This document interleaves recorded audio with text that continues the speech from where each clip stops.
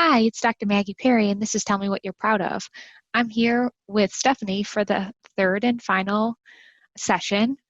Stephanie has listened to the consultation that I did with Dr. Jerome, and we're just going to talk about what that means for her treatment going forward. So thanks, Stephanie, for being here on this episode. Can you tell me what you thought when you listened to the consultation? Yeah. So one thing that I heard Dr. Jerome ask about was what's the core fear that I have with my pedophile themed OCD. And after thinking about it, I think it's mostly like what kind of person would have these terrible thoughts and what does it mean about me? So I just get a lot of shame from it. I feel a lot of shame when I have those thoughts, like intrusive thoughts or images that pop into my mind. How have you worked with the shame over time? I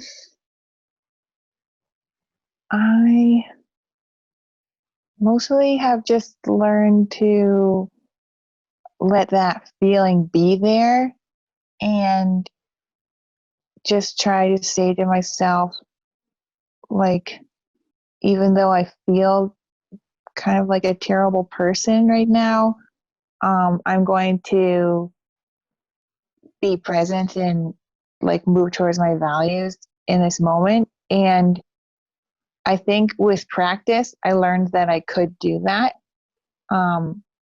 especially in the classroom. The more that I did it, the more confident I got that in the morning I would just be like, that's okay that I'm having these thoughts and feelings. I'm still going to enjoy my day. And I know that I can because I've done it before. That's great. So you built experiential confidence. I can imagine that in the beginning, just knowing that the feeling you were having was shame, and then also being willing to label the feeling as shame rather than believing that you were actually a terrible person, that must have been kind of challenging. Can you say more about how you learned how to label what you were experiencing and how you got distance from the idea that having those thoughts meant that you were a bad person?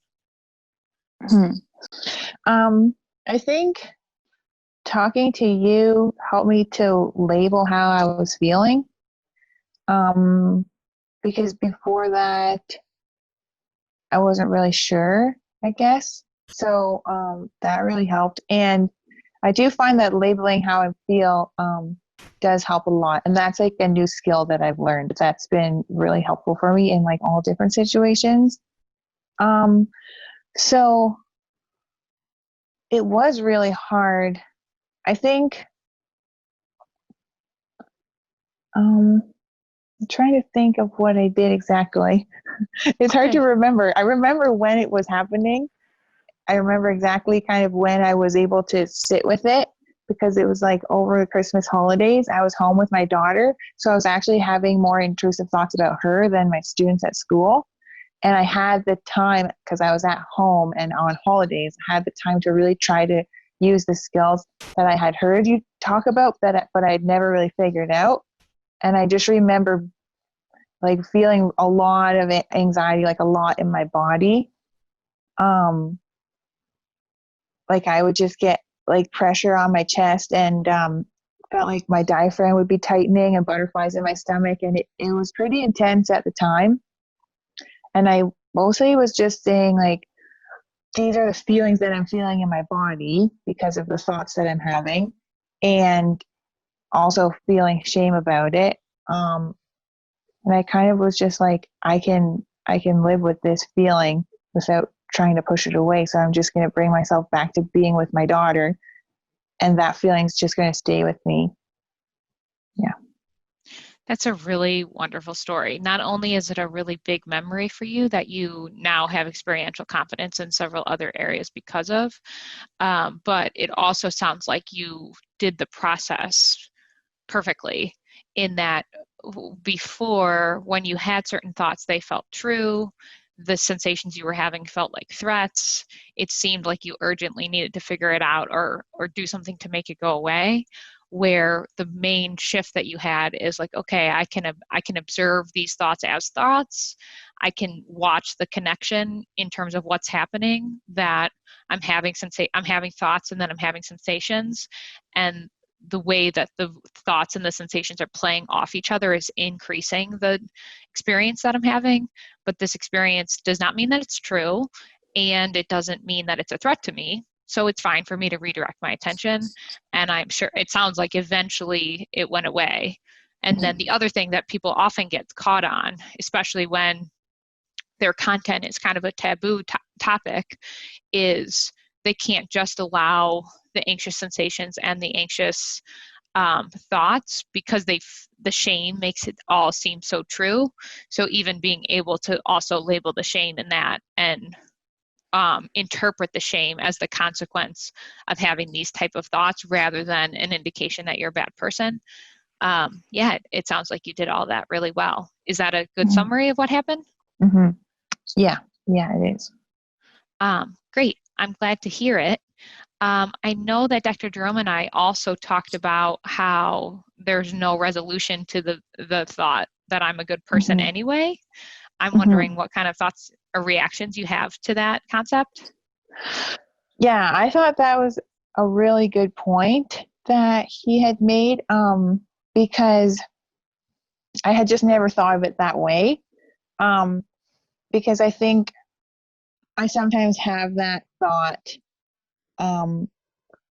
like kind of like background noise in my mind all the time, even if I'm not having like pedophile themed intrusive thoughts. I think I'm just always trying to like be a good person, and I know everyone is trying to be a good person, but maybe I'm trying to like prove to myself that I am, and that's probably like a compulsion, I guess, because I'm trying to figure it out. So I thought that was really interesting that he said that, and I just like that. If I can interrupt you, yeah. Do you think that compulsion, that like hypersensitivity to whether or not you're a good person, is the result of having the pedophilia themed OCD content? I don't know. I think sometimes it's just also like it can be related also to like my relationship. Like if I'm having an argument with my husband or something, like would a good person be having an argument, but like would people who are in a good marriage be having an argument, even though I know that like everybody does at time to time, from time to time. Or like with teaching. Yeah, I don't know. What's important to you about being a good person and checking to ensure that you're a good person? I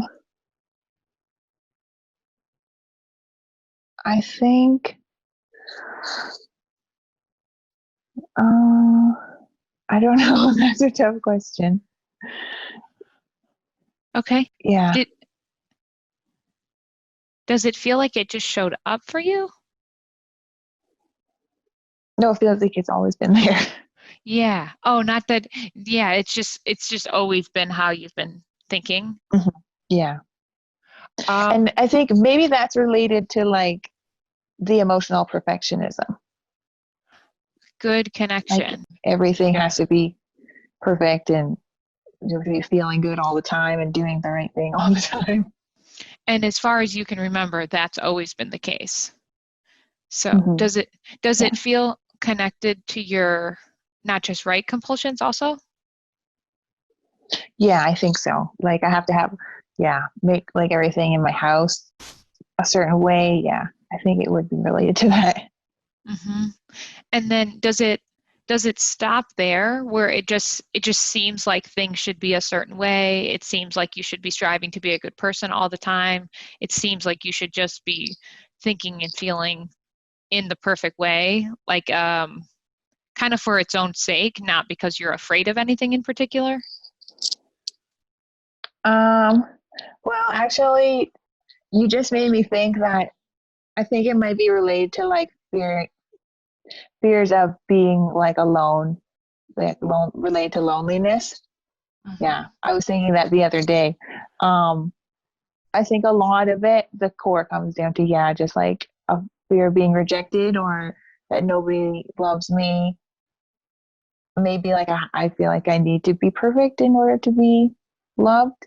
And yeah, I think that's a big core of it that I'm recently just learning about. Mm-hmm. How does it feel to talk about it? Um, I feel a bit teary talking about it. Mm-hmm. Yeah, just kind of sad. Yeah, tell me more about the sadness. Um, that's been, I would say like an intrusive thought that I've always had as well. Like maybe nobody loves me, maybe nobody loves anybody, maybe everybody's just like selfish and only cares about themselves, I guess. I can tell it's an intrusive thought because I know that that's not true.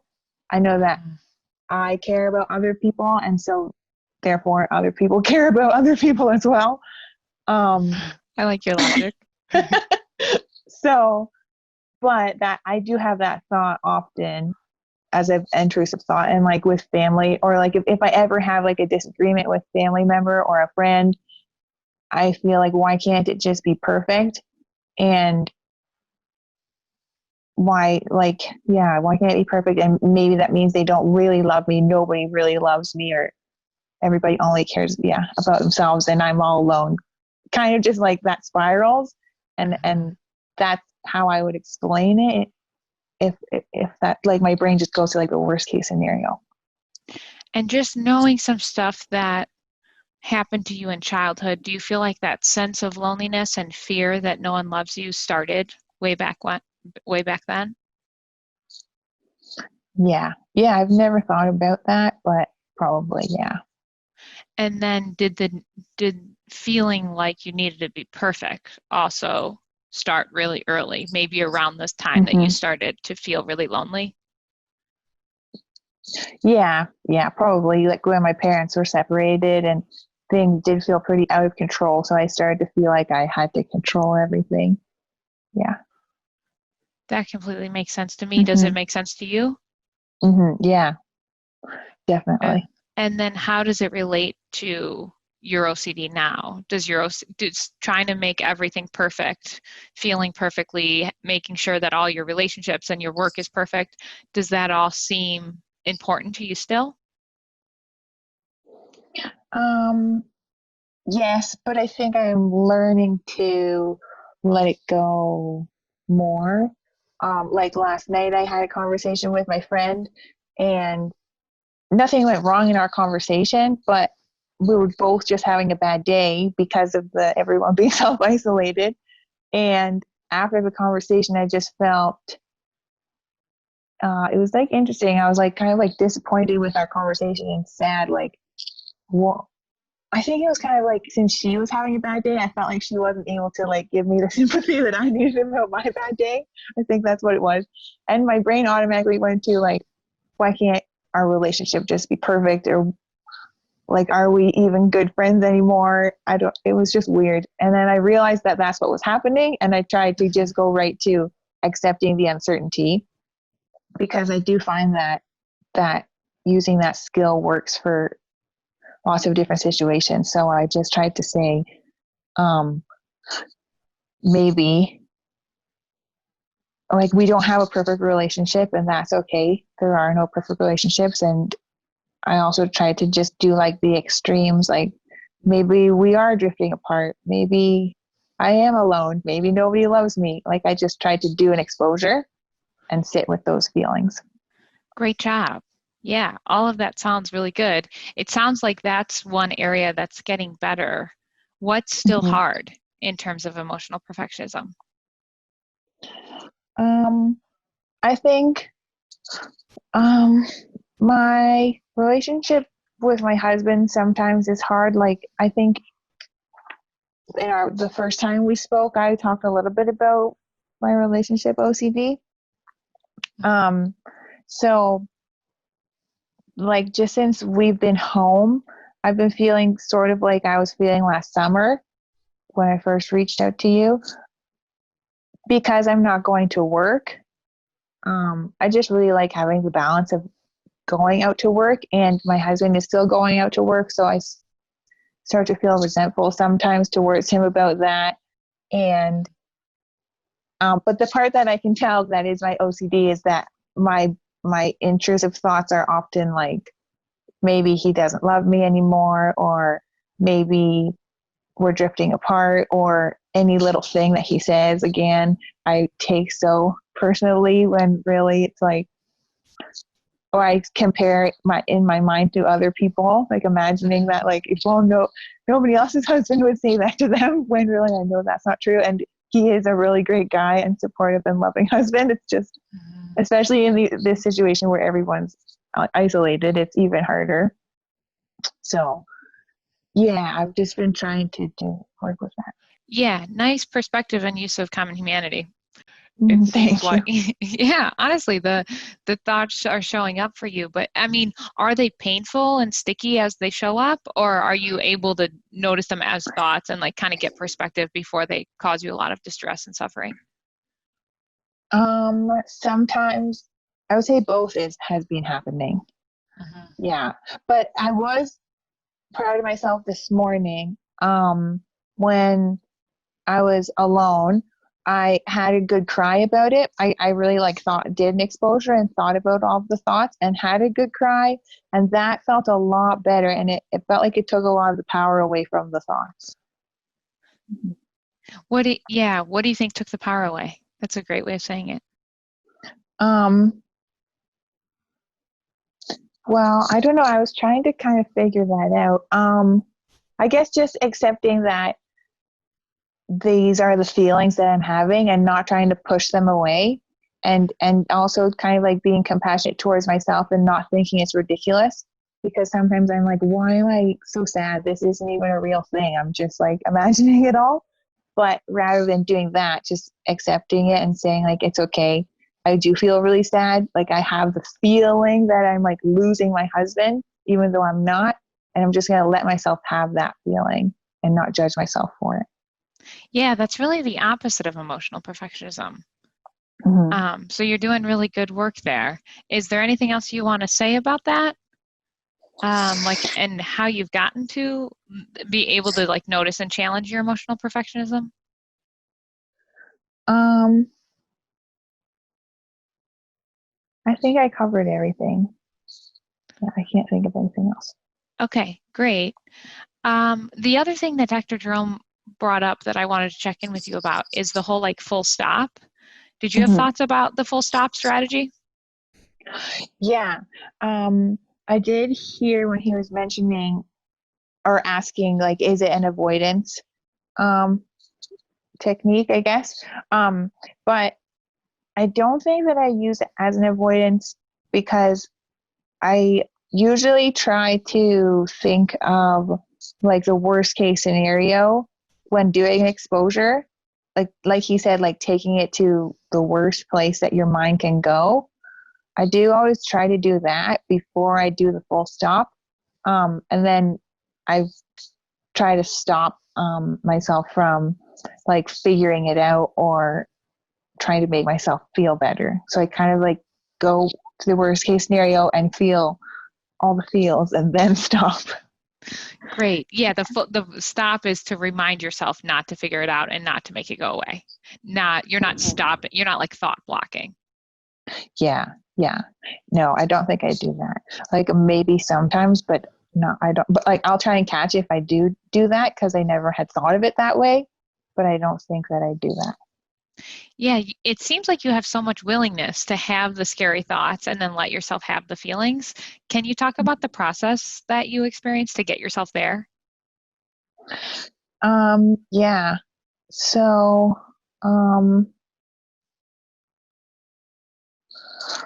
uh, like I said, kind of, I can like kind of remember when I started doing it.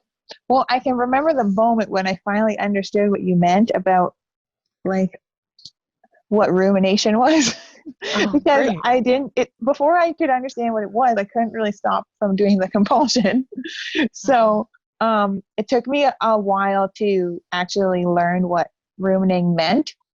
And then I think once I learned from you that it was like trying, like some examples would be like trying to figure out what your thoughts mean or why you're having the thoughts or what it means about you, or like replaying memories in your mind or replaying even thoughts, or like trying to make yourself feel better in any way. Like a big one I used to do would be like say to myself, I know that's not true.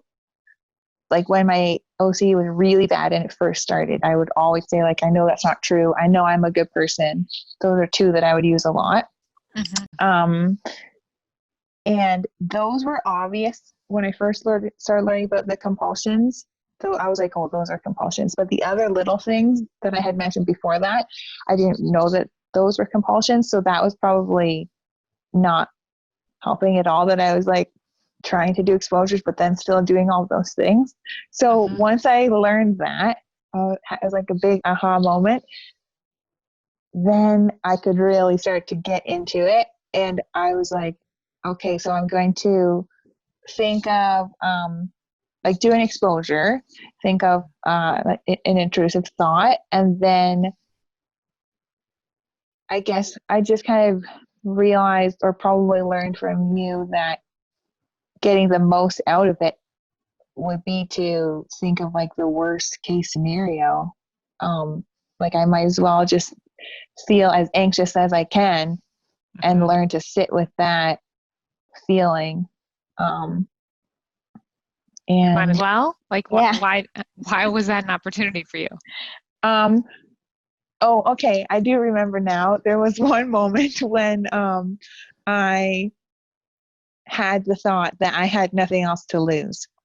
And so I thought I can either continue suffering the way that I'm suffering, or I can try to do something with my suffering. Because at that point, I was like, I'm suffering either way. I can like suffer and not do anything about it, or I can do the exposures and try like doing what I've been learning about. Um, and so that was kind of like the moment when I was like, okay, I'm just going to do it. And I was using a meditation app that was helping me as well, doing exposures and then doing meditation. So I really was just trying to sit with it while doing the meditation. And did you have any resistance along the way? Or what was hard along the way? Yeah. I think the hardest part was um, what's the thing called when you're like trying too hard? Paradoxical effort. Yeah, yeah, I can think of it. So that was really hard for me because I could tell that that was happening. And I was like, I'm not like being willing and accepting because I'm trying too hard and I want it to go away too much. And I knew like I understood the, like, what's the word? Like the, um, philosophy of it, or, Yeah, the you know what I mean? strategy. The Yeah. strategy. Like I understood that in able to accept it, you had to not be like pushing it away and not wanting it to go away. But that was really, really hard for me for a long time because I really wanted all of the feelings to go away and the thoughts. Um, but then I guess I also kind of just thought like, well, still have nothing to lose, and I need to just be okay if these thoughts and sensations don't go away. And I guess with time, I just learned that I can still do all the things that I want to do. Like I can still move towards my values with these thoughts and sensations being there. And once I learned that I could do that, that was just really powerful and helped me to keep going. And yeah. All of that sounds really great. Is there anything else that you want to share with everyone, share with the listeners, or any kind of words of hope? Um, I think another thing that helped me is just that I'm really like interested in this kind of thing. That doesn't necessarily help other people because you can't help what you're interested in. Mm. But I You had like, curiosity. yeah. Yeah, I guess that's a good way to put it. And I still do. Like, I think that it's all really, really interesting. And I love learning about like the brain and psychology. And yeah, I definitely have a lot of curiosity about it. And everything that I learned, like from you, Maggie, and through Huddle, I found interesting. And I would always be like telling my husband, and I'd be so excited every time I learned something new. And he's like, cool. Like he didn't find it as interesting at all. But I would be like so like excited after every session. I'm like, guess what I just learned? Especially when you're learning about yourself. I find it really interesting. Like, and when you've been suffering for so long and you start like, it feels like you're like putting a puzzle together. And that feels really good. That is a really good attitude. I think sometimes when people suffer for so long, they get helpless and hopeless. And I think another approach to a lot of suffering can be hope and curiosity, and self-compassion for how much you've suffered for so long. So it seems like compassion and curiosity and hope have come to you both naturally, but also because you've done the work around it. So you've practiced mindfulness, you facilitate your own curiosity through listening to podcasts and showing up to group and asking questions and that type of thing. Mm-hmm. So I appreciate you bringing that up because I agree. Humor can be like, I think we're laughing quite a bit here. Humor can be a sign of a good prognosis, that if you can see the humor in what's happening, it's likely that you'll be able to relate to it more effectively. But I think compassion and curiosity and hope are also all ingredients to a speedy recovery. So thank you so much for your time, Stephanie. Anything else you want to say before we close for today? Yeah, when you were talking, there was something, but now I forget what it was, and that's okay. I don't think there's anything else. Okay, that sounds great. Thank you so much for your time. Okay, thank you. You're welcome. Bye.